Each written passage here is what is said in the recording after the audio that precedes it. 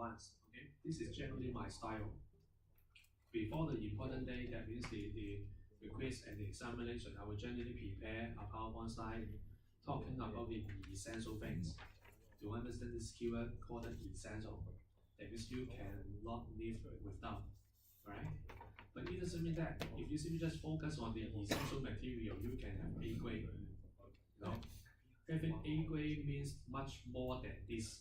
Okay, you need to have outstanding performance by providing something. For example, I haven't imagined it before, and you can have a higher chance to have A grade, right? If you can do everything equally well, okay, in needing all the essential areas, most probably the maximum grade you're going to have will be B plus, okay? But for examinations, this is another story, okay? Generally, I think that the school would have the distribution table to evaluate, okay, your grade every single year. Generally, I won't mark any grade. I will just mark, okay, on your papers, and whether the school will give you A grade or not, that depends on their own discretion, okay? So most of the time, I just want to tell you, if you really want to have A or A plus, you must become very, very outstanding. And I think most of you won't target at doing something like this, okay? Having a B plus grade is generally already very, very good, okay? Just because I've already talked about those kinds of things, I will no longer, talk about the details. I just mark the area I think very, very important, okay? And pay attention to the things I mentioned. Sometimes I will say that is very, very important. And I expect all of you are smart enough to understand, okay? The first thing is the differentiation between transaction processing and analytical processing, okay? OLTP and OLAP, one for doing transaction processing effectively and efficiently. Another one's target for doing analysis very, very much, okay, effectively. So those would be the essential things between transaction processing and analytical processing, okay? Maybe you don't need to pay attention to the details about the DIKW, but I think that is one of the important cores, okay? Data, information, knowledge, and wisdom, okay? I think in data mining, we targeted acquisition of knowledge out of information patterns observed from data patterns, okay? You can refer back to the original material for you to understand the important differences between each one of them.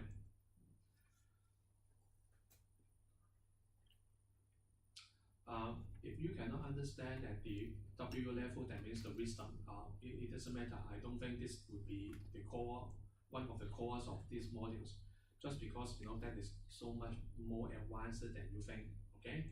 That is something related to doing business. And of course, if you can develop a much more intelligent behavior out of the knowledge you gathered from, for example, doing CRM analysis of your customer, that is something so much more related to your philosophy for doing the business. But I think for these study modules, reaching up to the knowledge level is already good enough. Okay, these 3 pages are very, very important. Okay, jot down yourself. It talks about the differences between standardized report or traditional reports. I generally interchange these 2 key combinations of words, okay, most of the time. Standard accounting reports means traditional reports, okay? BI reports means OLAP. These 3 pages summarize why BI reports would become much more preferable than using traditional reports, okay, or canned reports. Of course, I produce those kinds of things and code those kinds of things from the perspective of an IT professional, right? Most of the time I suffered it before, just because I need to code and code and code. And if my clients really want to change the requirement for doing the reporting, I will suffer a lot, okay? So to me, I've already, understood those kinds of things as a principle and deeply printed on my mind, okay? I don't need to have a revision to produce all those kinds of things, but for you, you are so new to the IT industry. This is my general impression, okay? So that is the reasons why these 3 pages will become important to you, okay? For example, BI reports are generally very, very flexible. that won't have any fixed layout. So when you are going to change the requirements for doing the reporting for multiple different business lines, I don't need to change the program. All I need to do is just to change the report layout, provided that the data provision is no longer a problem. Then I can have the analysis extended to many different levels for the things I didn't decided before. Okay, this will become one of the major contribution for using the BI reports. And if you still don't understand, think about the way for you to use pivot table in Excel. Okay, this is exactly using the pivot table way for you to QA the reports. As long as the data items are available, you can flexibly QA the reports layout you want without doing programming. Okay, this will be one of the important contributions. Okay, let's talk about data mining. Okay, data mining really aims to extract something non-trivial, implicit, previously unknown, and potentially useful stuff. Okay, so doing statistical analysis is not doing data mining. Okay, statistical analysis really want to gather the data to compile the result to test the hypothesis. In data mining, generally we won't have any hypothesis. We won't have any ideas in general. Okay, we just want to find out any interesting patterns which are non-trivial, implicit, and previously unknown. Some of the patterns can become very useful, depending on how you are going to utilize those material, just like the association rules. Okay, to well-experienced marketers, association analysis can become very useful. But for you, even you can see the important patterns, it doesn't mean that you can do very effective marketing just because you don't have the knowledge. Okay, so that is the reasons why data mining will become so much different from doing statistical analysis. Find patterns and relationships among the data will become one of the important duties. Okay, doing data mining include a large numbers of different data mining algorithms. Okay, classification, association, clustering, predictions are just some of them. Okay, in general, you can find supervised and unsupervised learning. Okay, supervised learning means you need to have a training data set to let the data mining model learn from the patterns. Okay, association analysis, that is the things you have just done. Okay, may not be called as supervised learning. Okay, in fact, the supermarket.arff file is just a data file containing the transactional patterns. A priori algorithms will be used to find out the association linkages between those items only. Okay, that model should not be saved. Although technically speaking, that is possible to save the model, but no one would more or less do something like this. Okay. Knowledge discovery is another, you may say, name or alias, or you may say KDD. Okay, those are the things related to doing data mining. Remember the criteria for successful data mining. Okay, having data warehouse is one of the possibilities. Okay, having a good quality database is another. Remember the data quality problems I mentioned some weeks ago. If all you can have is just a database having a lot of poor quality data, most of the information contained in data may not be accurate and complete. When you are going to find out the patterns, maybe those kinds of incomplete data can generate misleading results. Okay, those misleading results can lead you to very wrong decision. So based on this simple understanding, that won't be too difficult for you to perceive. Having good quality data stored inside a data warehouse will become one of the important prerequisites to have successful data mining. Okay. I also mentioned ERP before, enterprise resources planning. ERP system generally would have a good quality database. If you are going to follow the ERP ways of doing things, most of the data contained inside will become, complete and accurate. And then you don't need to think about doing data cleansing anymore, okay? But this is just a perfect situation. Most of the reality situation cannot be, looking like this. So that is the reasons why it is still to have data pre-processing, okay?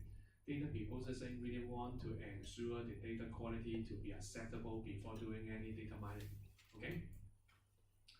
Another important factor is the provisions of commercial data mining tools available. Some years ago, we didn't have something just like Vika or Python, okay? Most of the time we need to do coding to do data mining. So during that moment of time, data mining was not popular. But it doesn't mean that at that moment of time, data mining was absent, okay? But nowadays, I think with the invention of so many different data mining tools at the consumer level, even a small company can kickstart doing data mining, okay? So that is the reasons why data mining become very, very popular. Let's look at the ingredient for successful data mining, okay? Large amounts of data, of course, okay? Rich data with many, many different attributes. That means having more columns for you to do the association in general. Cleansed data and reliable collections of data to avoid garbage in, garbage out, okay? Having some of the actions related to deliver real-world impact. That means actionable domain, okay? You can hardly successfully perform data mining for something new emergent. That means, right, if you may not have any proper business idea, okay, before you have data mining exercises, most of the time you're just going to waste your time, okay? So that is the reasons why most of the data mining applications can be related to marketing, okay? Marketing is of course an actionable domain. Many humans experts are already doing this job very, very well. Based on the capture of the successfully implemented database, the data, a lot of historical records can be used to train the data mining model, okay? And the humans experts can also deliver the ways for doing the things properly. So that is the reasons why marketing can be one of the actionable domains, okay? You also need to measure the ROI, return on investment. That really means you need to justify your works, okay? You also need to correctly understand your problems. If this is a case about doing numerical computation, just like using quantitative model for business modeling, this is not a case about data mining, okay? If you're going to use linear programming to optimize the operating conditions of a factory, okay, this is not exactly doing data mining anymore. Okay, it is just going to use quantitative model for doing decision support. It doesn't mean that's bad. Okay, it is just not related to doing data mining. Okay, so e-commerce, POS, and ERP all have the right ingredients. This is a mini conclusion. Okay, make sure all these kinds of things are ready before you jump into the situation to kickstart doing data mining. Otherwise, 200% guarantee you must regret sometime later, alright? But in reality, I think people may not have a better choice like this. Sometimes you jump into the situation and regret later, but you cannot quit your job, okay? So that is the reason why lots of data mining projects were not successful. Okay, this is another page talking about the OLTP and OLAP. I remember that was a case talking about the details of the MOLAP.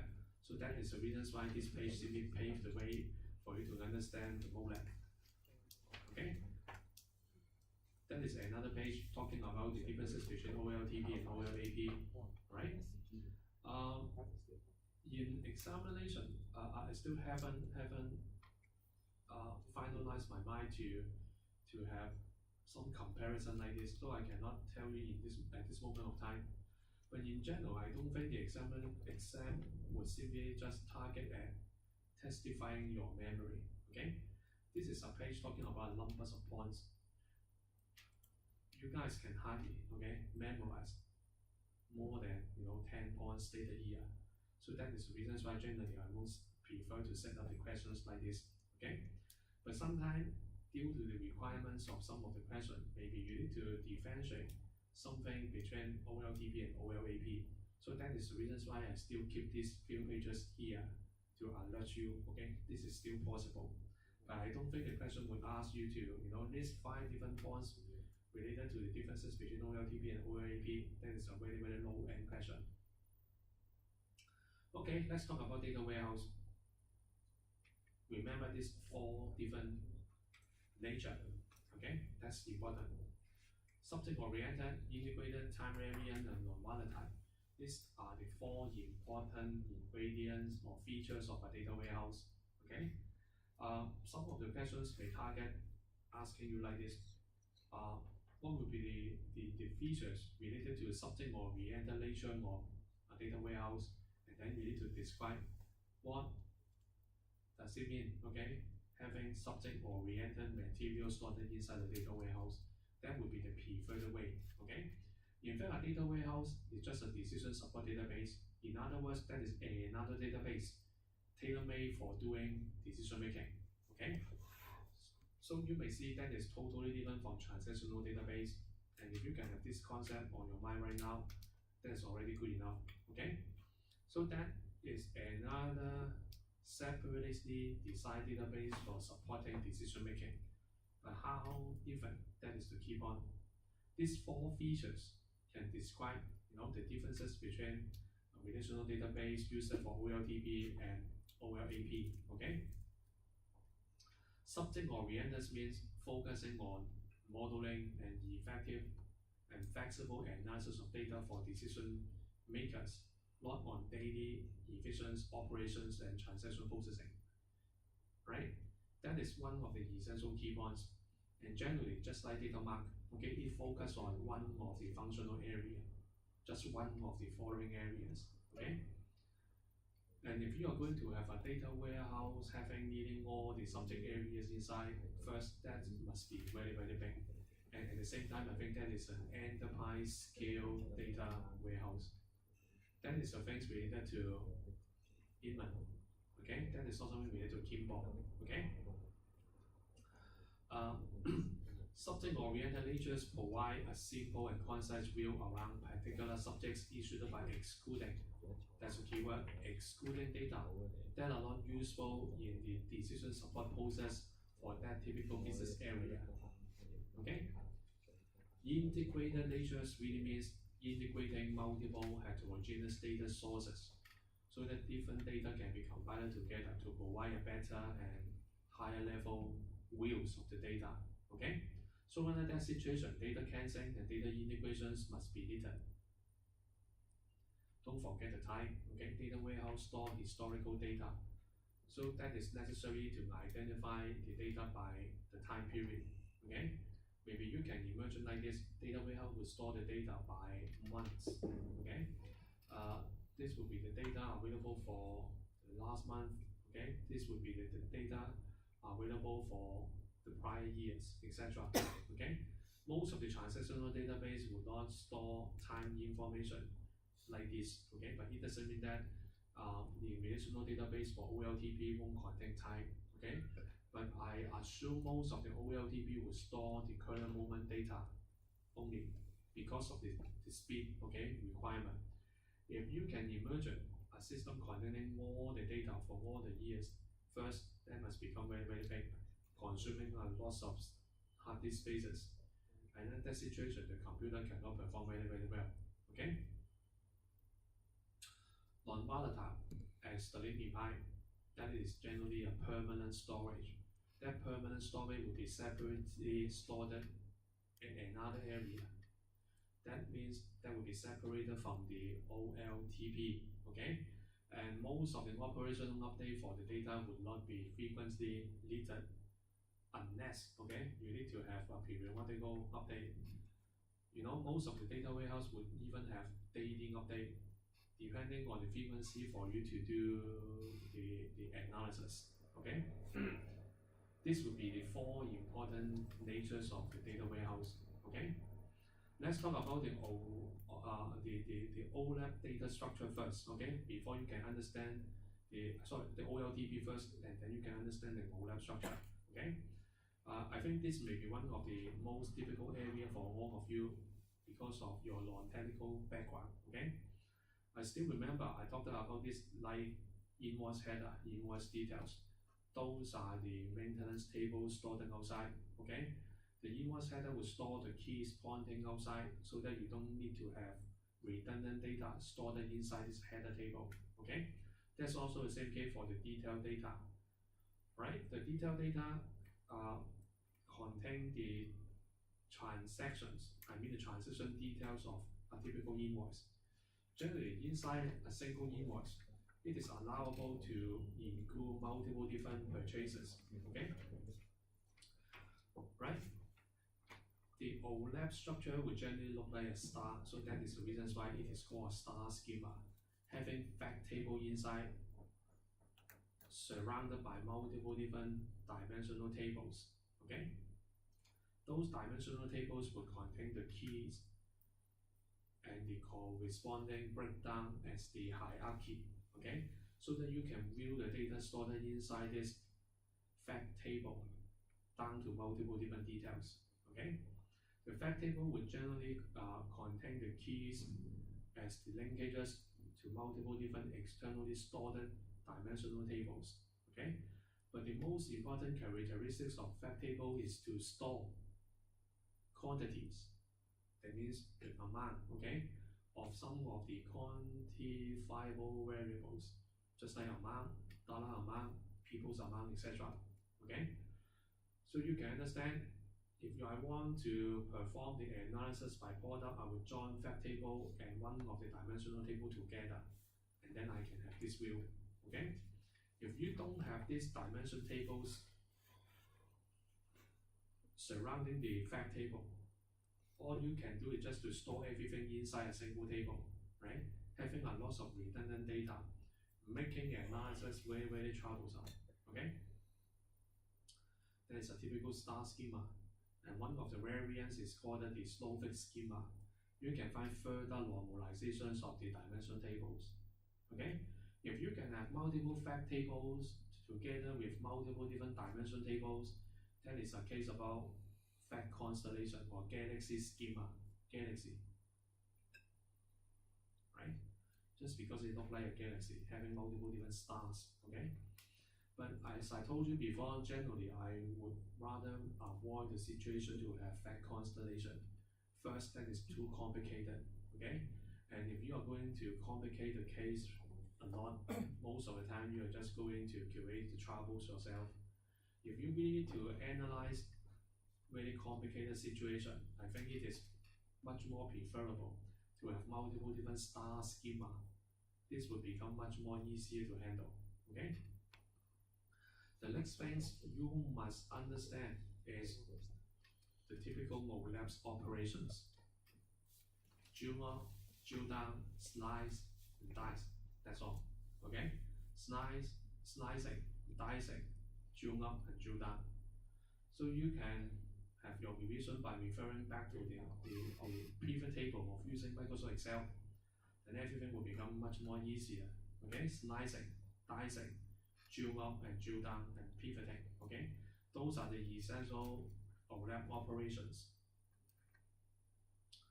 Okay, I expect when you're going to have a revision, either for the quiz or for the examination, you need to pay attention to the tutorial exercises, okay? Those are the things decided for you to have the hands-on, for you to better understand the data mining, okay? Data mining can be related to classification, clustering, association, okay, or many other kinds of similar things, okay? Generally, those are the area to classify different types of data mining algorithms. In general, I think this broad classification has already covered most of the essential areas, okay? But if you can have spare time to read the textbook, maybe you can find some more advanced things, right? Maybe, okay, you can refer to principal component analysis, but I don't think that is necessary here, okay? PCA really aims to identify the principal components of the data to represent that typical area, for example, okay? But you may say this is also something related to doing clustering sometime later. When we talk about clustering sometime later, you can better study outliers and anomaly detection, okay? Using Vega is also very, very simple for that typical area. Once you can analyze using clustering algorithm, just like k-means, all those cluster that are going to be generated will be displayed to you, of course not in a graphical manner because of the weakest nature. But at least you can have a table talking about how many clusters are already generated, okay? Some of the clusters may have indicated to indicate that may become one of the things so-called the outliers, okay? Alright, jot down on your notes. This is one of the most important things you must understand, not just talking about the quiz, but for the exam as well, okay? It is a general overview about doing data mining, having training set and testing set. You need to understand the important differences between these two. Training set is used to construct the model, okay? Just because that is something called machine learning. The testing set really want to do prediction, okay?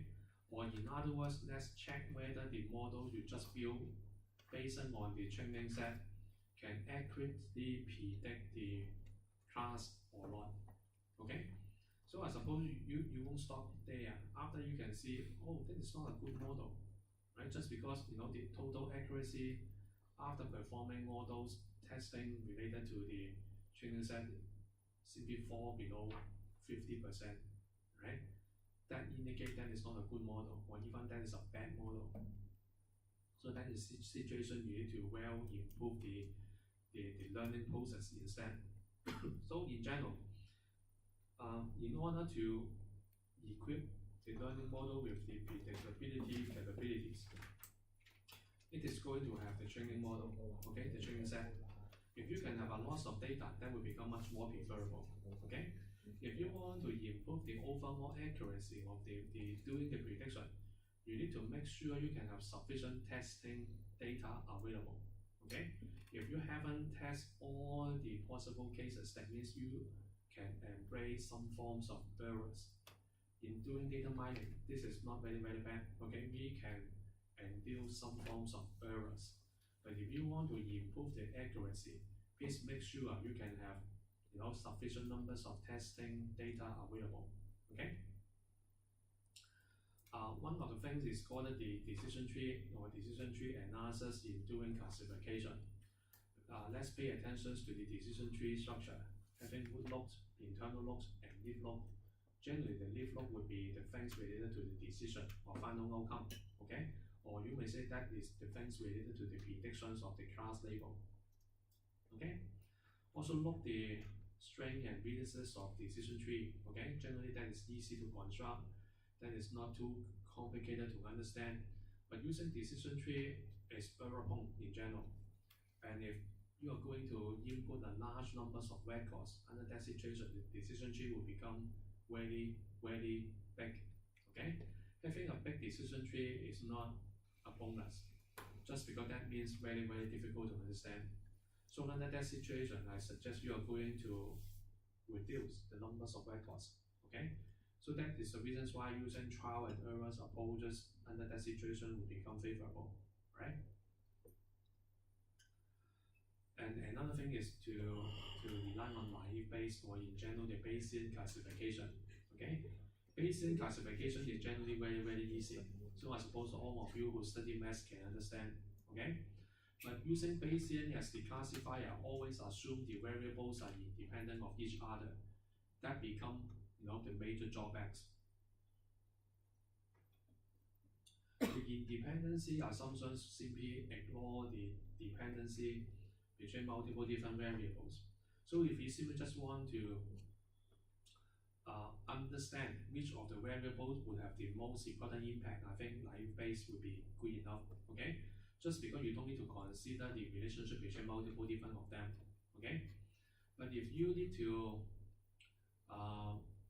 study the interrelationship so that you can build a much more sophisticated classifier as a model. Using neural network will become much more preferable. Okay. In this typical case for having the quiz, you don't need to have a calculator. So I suppose all of you can understand what I'm talking about. Okay. But I still haven't finalized my mind whether those things, I mean the calculator, will be needed for the exam. Okay. Let's refer to the final revision sometime later on the last week. Okay. So under that situation, as long as you can understand the Bayesian characteristics and some of the basic things related to the math, that will be good enough. Okay. But for the exams, I strongly recommend you need to study the mathematical mechanism for doing the calculation, typically related to this page. Okay. But as I told you before, if you don't have the clear mind, if you don't have a calm mind during that moment of time, I don't recommend you are going to, do the calculations. Just because based on my experience, most of you simply even pick up the wrong numbers for doing the calculation. Okay? Unless, you can calm your mind at that moment of time of the examination, you can become, very, very smart to pick up all the essential things for doing the calculation. Otherwise, don't pick up this question. Okay? But I think the ideas for you to understand the differences between naive Bayes and neural network is still essential. Okay? Now let's talk about the backpropagation. That is the neural network. And I think nearly all of you don't understand the internal working mechanisms. Okay? And that is not required. Just because, those are the very advanced things, maybe even postgraduate students will need to study. Okay? But generally speaking, that is not too difficult to understand the preliminary ideas. The most important thing is the backpropagation capabilities of the neural network. Humans can do exactly the same thing. Okay, you study, but if you cannot have a good result, you get back to home.